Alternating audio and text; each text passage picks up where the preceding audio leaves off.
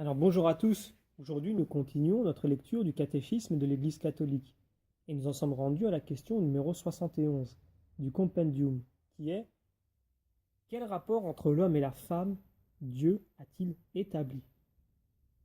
Bien, voici la réponse. L'homme et la femme ont été créés par Dieu dans une égale dignité en tant que personnes humaines et en même temps dans une complémentarité réciproque en tant qu'hommes et femmes. Dieu les a voulus l'un pour l'autre pour une communion de personnes. Ensemble, ils sont aussi appelés à transmettre la vie humaine, formant dans le mariage une seule chair, voir Genèse 2, 24, et à dominer la terre comme intendant de Dieu. Alors, pour étayer nos propos, comme toujours, prenons des paragraphes du catéchisme de l'Église catholique, notamment de 369 à 373, et qui se trouve sous l'intitulé « Hommes et femmes il les créa, égalité et différence voulues par Dieu ». Donc l'homme et la femme sont créés, c'est-à-dire ils sont voulus par Dieu, dans une parfaite égalité en tant que personnes humaines d'une part, et d'autre part dans leur être respectif d'homme et de femme. Être homme, être femme est une réalité bonne et voulue par Dieu. L'homme et la femme ont une dignité inadmissible qui leur vient immédiatement de Dieu leur Créateur.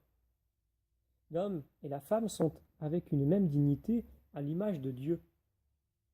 Dans leur être homme et leur être femme, ils reflètent la sagesse et la bonté du Créateur.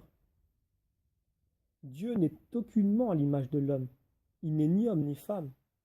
Dieu est pur esprit, en lequel il n'y a pas place pour la différence des sexes. Mais les perfections de l'homme et de la femme reflètent quelque chose de l'infinie perfection de Dieu, celle d'une mère et celle d'un père et époux. Voir notamment Isaïe 49, versets 14 à 15, Psaume 130, versets 2 à 3, ou encore Osée chapitre 11, versets 1 à 4, ou Jérémie 3, 4, 19. Alors les textes que nous allons lire maintenant sont sous l'intitulé « L'un pour l'autre, une unité à deux ». Donc créés ensemble, l'homme et la femme sont voulus par Dieu l'un pour l'autre. La parole de Dieu nous le fait entendre par divers traits du texte sacré. Il n'est pas bon que l'homme soit seul, il faut que je lui fasse une aide qui lui soit assortie. Genèse 2, 18. Aucun des animaux ne peut être ce vis-à-vis de l'homme. La femme que Dieu façonne de la côte tirée de l'homme et qui l'amène à l'homme provoque de la part de l'homme un cri d'admiration, une exclamation d'amour et de communion. C'est l'eau de mes eaux et la chair de ma chair, pouvons-nous lire en Genèse 2, 23. L'homme découvre la femme comme un autre moi de la même humanité. L'homme et la femme sont faits l'un pour l'autre. Non pas que Dieu ne les aurait faits qu'à moitié et incomplet.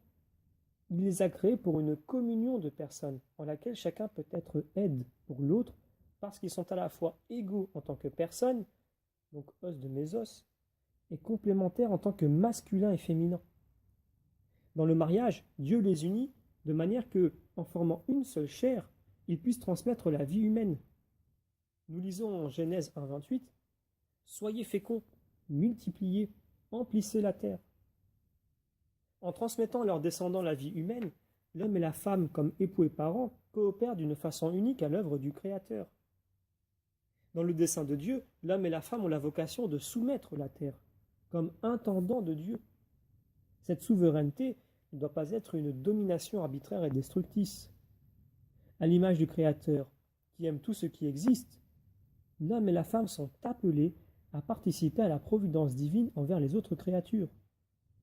De là, leur responsabilité pour le monde que Dieu leur a confié.